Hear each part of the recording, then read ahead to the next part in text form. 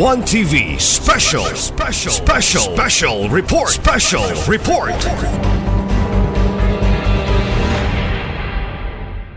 Na mag-antos mong dugay, He used us only nga makahatag nimo pagserbisyo to serve and protect. To protect your lives and properties here in OZAMIZNONG. But to tell you, I would like also to appreciate in behalf sa PNP ang effort sa OAMINAL family, Sir Henry Gabi. Huwag ko kayo malo, ang Ginoo na sayon, mga higala sa OZAMIZNONG, kung unsa ang ilang mag-partner sa enforcement. Kung walang ma-recognize, pero ang Ginoo na malo ko, Sir, ni-recognize ang effort sa OAMINAL family. Nahimo ang tanan. Grabe, hindi hiisip mga higala na sa sitwasyon nga kami nakahimo niyan, although normal na mahitabo na, pero naibalo ko sa mga business sectors nga mas naibalo ko sa sitwasyon. Akong magpasalamat sa nagpili nga usa ko nga makadawat ni Diamond Award nga mabuhay ang OZAMIZ. Lindot mga higala OZAMIZNONG sa inyong paghinumdom nga musa mo pagtrabaho kogi ang mga kapulisan din sa OZAMIZ. Ang amo lang nga bisan layo ang among grupo sa mga jigo, pero ang nga pagpadayon na binunta kalinaw sa OZAMIZ. But I believe that there is a power of prayer. For a prayer atong kapot, siguro quote ko lang, I can do all things through Christ to give us the strength.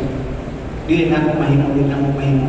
But to tell you, in 1 Thessalonians chapter 5, 16, 17, 18, be joy always, pray continually, be thankful in all circumstances. Kanan, salamatan ako, kanan ang Ginoo, grabe, kamaayo para sa OZAMIZNONG. Kaya dahil salamat kung sa akong pamilya, nga grabe ka mapainobsanon, magpaabot kung ano sa akong uling saliti. Ako yung idake, dahil ko ba, mayor hindi nga, dalpon ko lang kayo. Para naman lang makatanaw sa kanil, makabalik pa. Nga akong sa kanindot ang OZAMIZ nga akong igikanan. So, thank you sa inyong pagkakata. Mayor, thank you, sir. And I would like to recognize sa atong keynote speaker, Secretary Ivan Chan Boy. Sir, thank you sa inyong pagkanya. Ako pasalamatan ang tanan department sa OZAMIZ City Government Unit. Grabe ang prayer, grabe nakatagamo.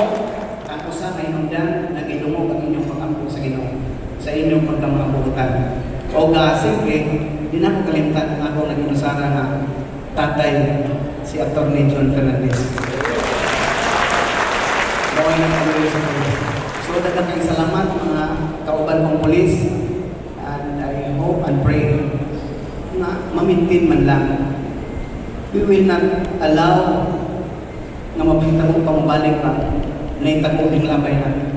Pero ako nagtuo, nagbibigan sa pagkamay ng puon, sa tibo ko sa OZAMIZNONG, MISAMIS Occidental. Mahimo na magmalinaw mabalik ang Ginoo. Kita ta sa langit. God bless.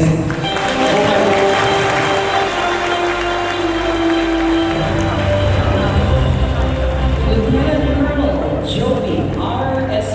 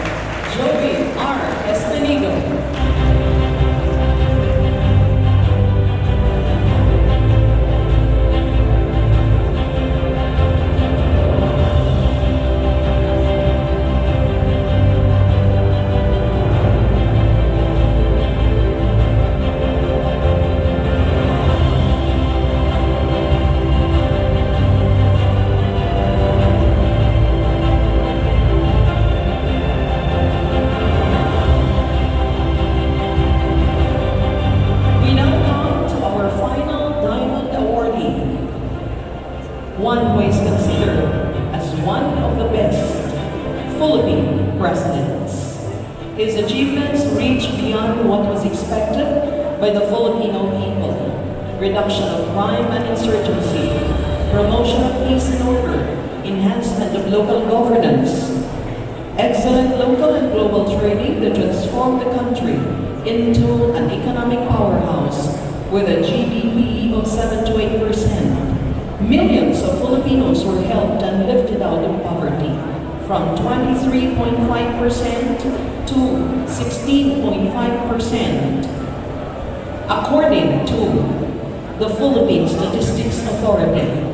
Throughout his tenure as the highest leader of our nation, he exemplified resilience, determination, and a deep passion for the welfare of the Filipino people. His administration was marked by a steadfast commitment to eradicating corruption, upholding the rule of law, and promoting peace and order. His unyielding resolve to fight against the ills of the society resonated with the hearts and minds of the Filipino people, inspiring a renewed sense of hope and a collective desire for change. Beyond the borders of our nation, he staunchly advocated for an independent foreign policy, fostering stronger diplomatic ties and advancing the interests of the Filipino people on the global stage. His assertive yet diplomatic approach garnered respect and admiration from the world leaders, solidifying our country's position in the international community. The people of OZAMIZ is forever grateful to this honoring of the presidents of the country. It was only him who had the unapologetic stance to end the decades of proliferation of illegal drugs, criminality, fear, and terrorism in the city. His unwavering commitment to preserving the peace and well-being of the people of OZAMIZ City saved and significantly transformed the city into one of the most peaceful and livable cities in the Philippines. The former president of the Philippines that once had a 91% trust of the Filipinos, the servant of the poor, the author of the Bill program, the crime buster, the one who was and is still known as Digong, that captivated the hearts of Filipinos. The 16th President of the Republic of the Philippines, former President Rodrigo Roa Duterte.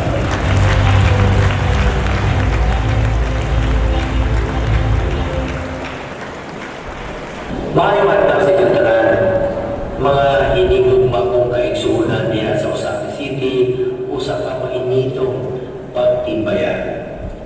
Buot usa na akong pasalamatan ang amahan sa dakbayan sa OZAMIZ, Mayor Indy Jr. ug sa tanang kawani sa lokal nga katamahanan sa OZAMIZ City.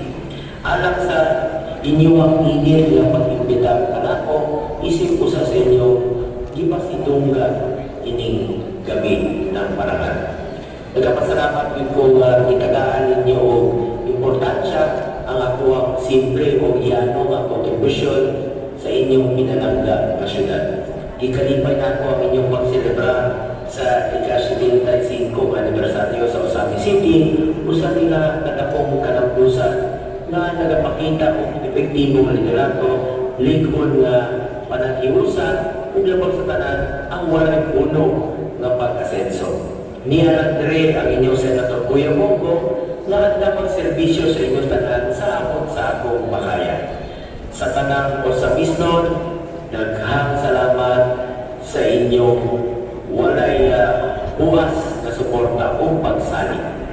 Padayon Asenso OZAMIZ, mabuhay ang OZAMIZ City, mabuhay ang Pilipinas. Daghang salamat sa inyong tanan sa akong mga kaigsuunan, pinalangga ng akong tanan. That's Senator Bongo reading the message or delivering the message of former President Rodrigo Roa Duterte. Shall we give him a round of applause?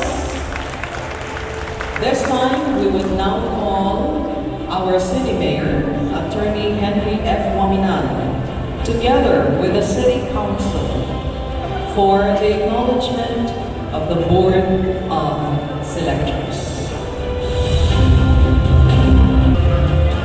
We now call on the Board of Selectors to please join them on stage.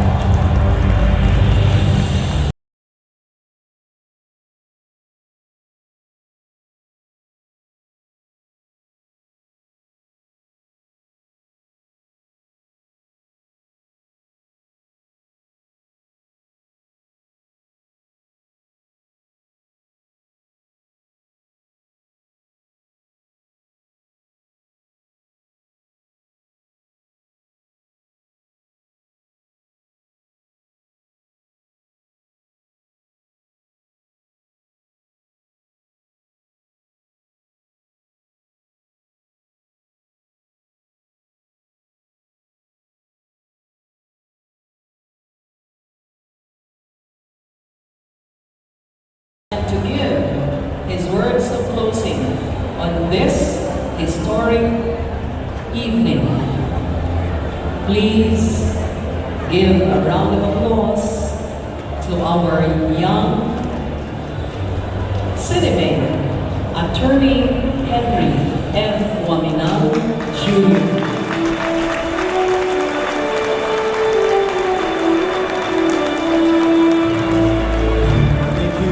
Please, everyone, be seated lang.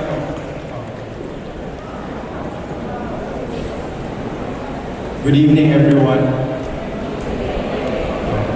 I hope you enjoyed the night. I hope you enjoyed our simple tribute tonight. First of all, I just want to thank everyone who came here, who supported this activity. I want to recognize first and foremost, our very own Secretary to the Department of Information and Communications Technology, our very own OZAMIZNONG, who took time off from his very busy schedule. Just yesterday, he just flew in from Geneva. He stayed there for just a couple of days.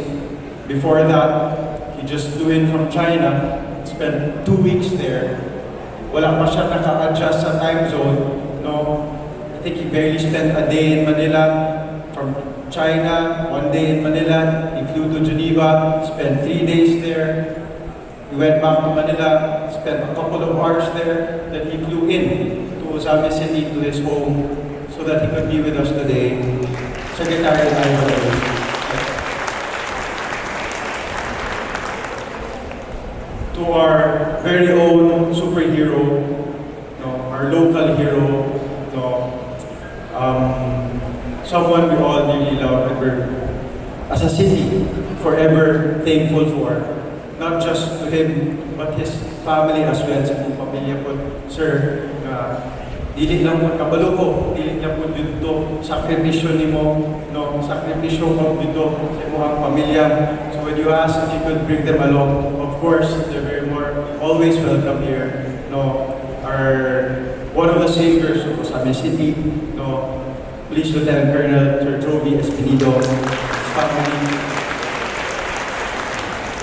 Kuyog niya ang mga officers that time he was the chief of police, no, flanked together with our trustworthy, very sincere and dedicated police officers also, no. As a group, we call them the liberators, the defenders of OZAMIZ City.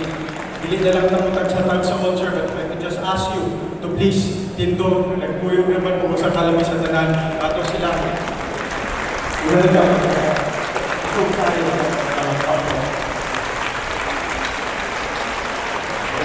Ako primago ang rest, the entire team, and I agree. Thank you also for saving the city. Thank you for continuously keeping us safe, continuously keeping the streets free from crime and disorder. Wherever OZAMIZ will reach, kung unsa man ang iyang asenso na maabot, di yun posible kung wala po yun ang inyong pagpaningkamot o sakripisyo. So once again, thank you sa inyo, sir.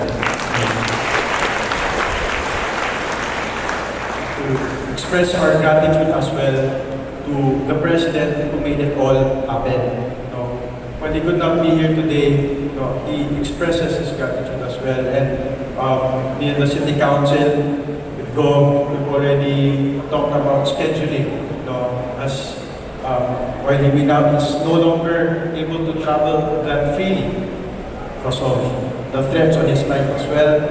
And of course, his age, our beloved President, who without whom OZAMIZ would not have been given a second chance. Let's give a big round of applause as well, President. To our honorees,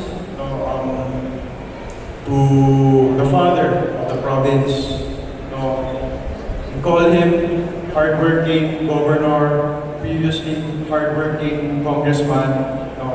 Me myself, having been in office for barely a year, I honestly can tell you all, I do not know how Gov Henry does it. I've been here for just 1 year, and really, it's tiring. I don't know how Gov Henry has been able to do it for more than a decade now.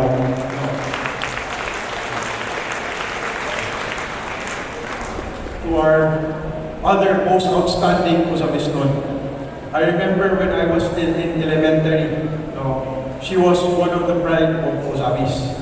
At the time when we were still known for the bad things that was prevalent here, she was one of those bright spots.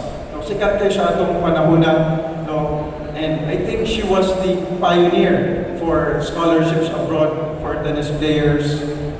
And I really ask that her family be able to celebrate, to be recognized with her on stage, because her victory, the pride that she brought to OZAMIZ at that time, during our when we were still under the clutches of the dark ages, was also the success of her family. Our tennis champion, Ma'am Charis Gudoy Java, and family.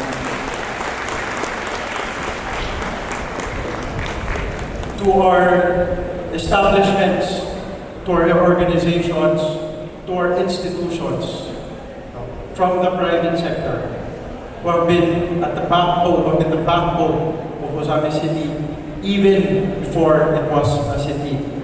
Most of the establishments, these institutions, they're older than the city. Some more than a century old, some 93, 97, 92 years of age. You can just see from these institutions how promising the city once was. That even at a time when we're still a municipality, businesses already flourished. We were already an economic center. Yes, somewhere along the way, something happened to us and we weren't able to maintain that. But despite through it all, despite their hardships, their establishments persevered, educational institutions continued to produce, to hone our youth, to produce the leaders that we have today.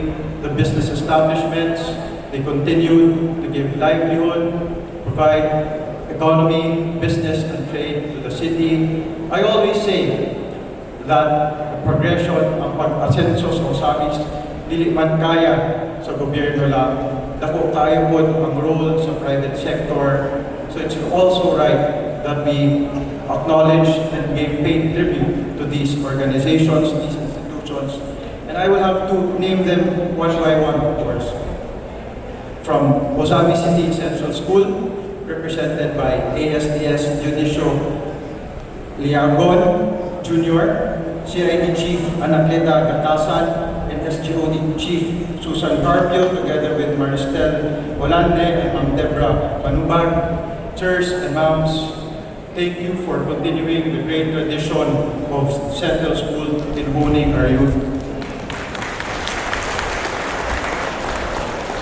To MISAMIS University, with us here are Dr. Orly De Leon, Dr. Karen Belina Feliciano De Leon, and Dr. Cynthia Superable, together with Ma'am Nelma Carpio and Joy Rento.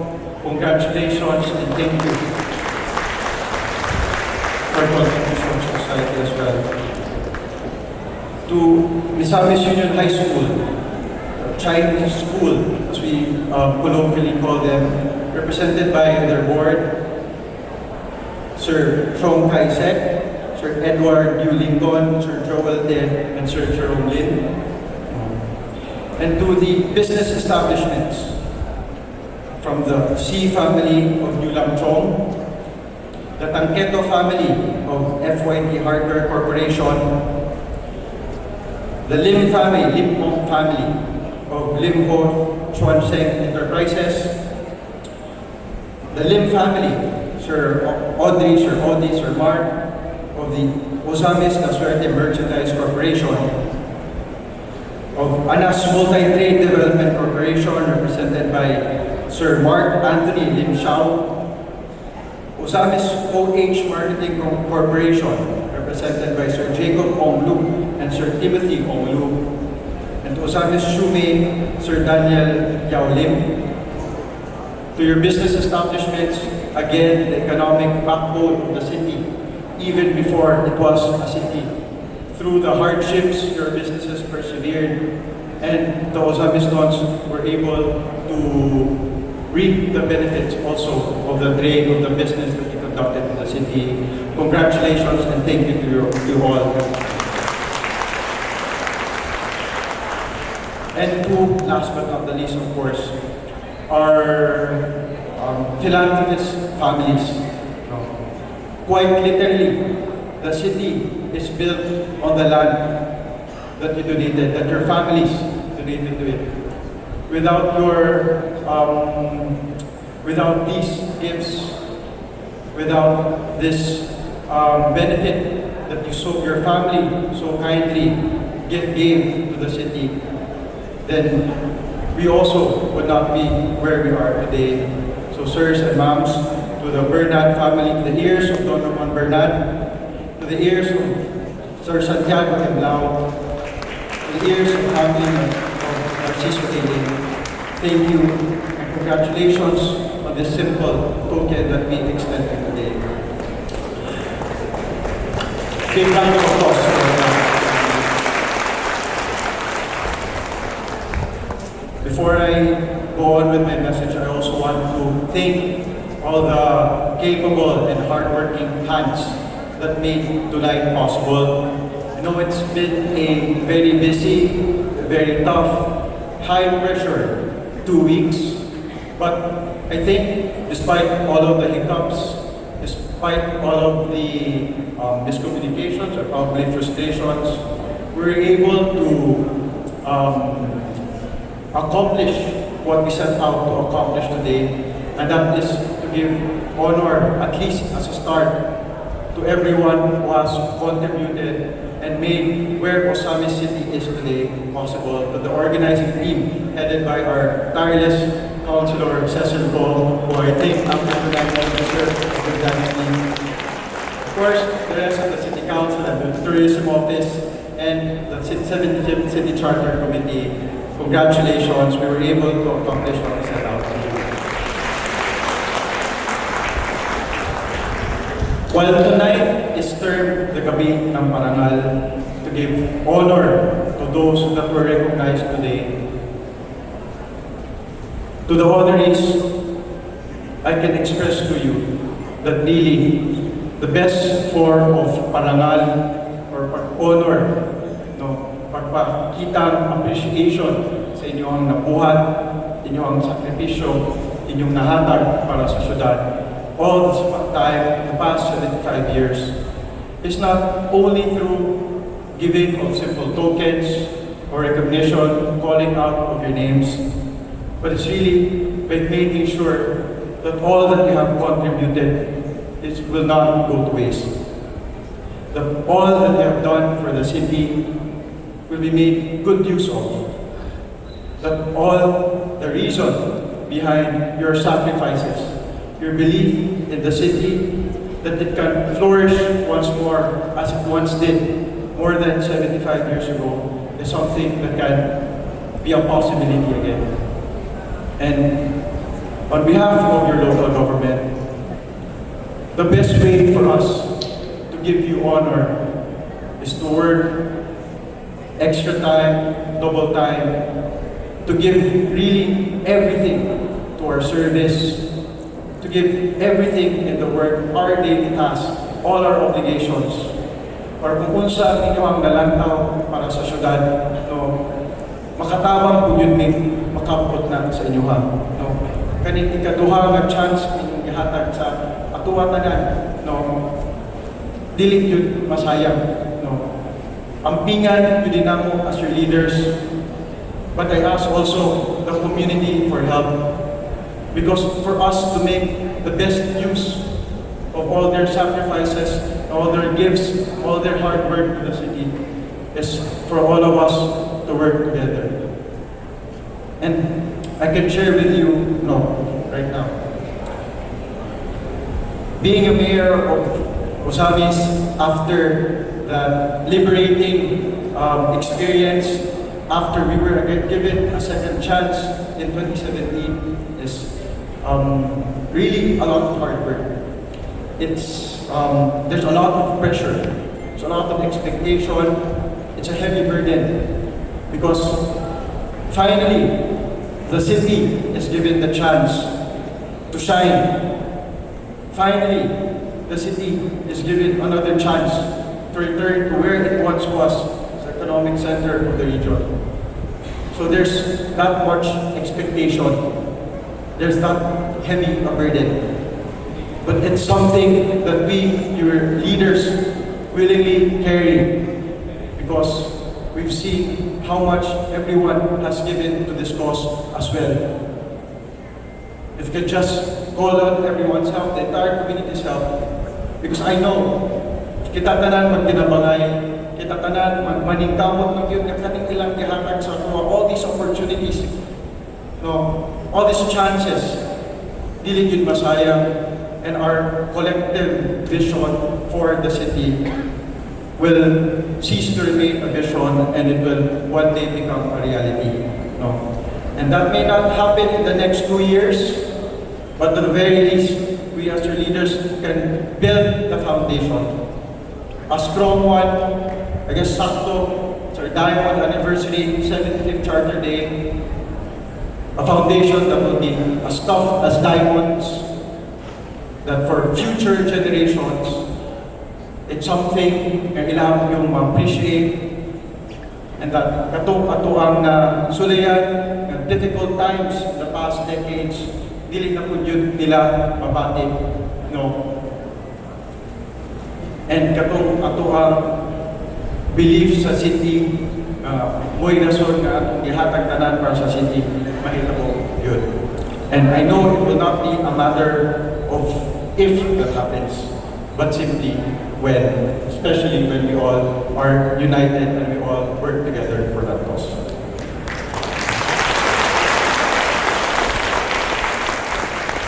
So again, thank you to the honorees. Congratulations to all of you. Our gratitude will be best shown in the effort that we will put in para dili masaya ang inyong ihatag para sa syudad. Daghang salamat and a good night to everyone. Once again, thank you.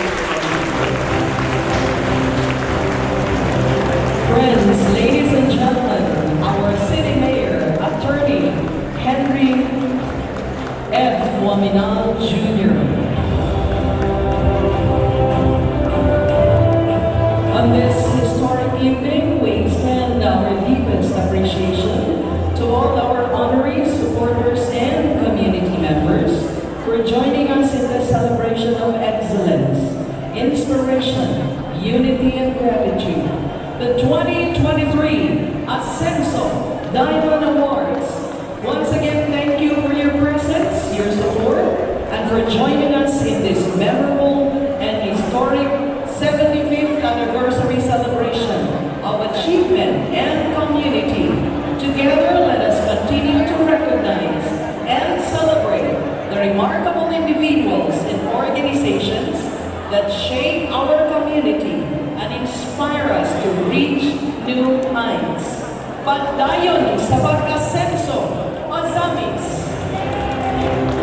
Thank you very much and good evening, everyone.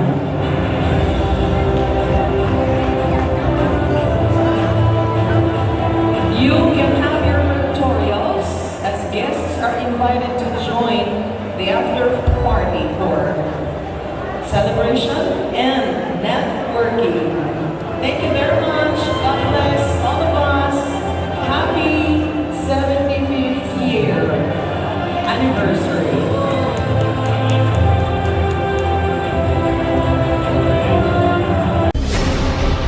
One TV special report.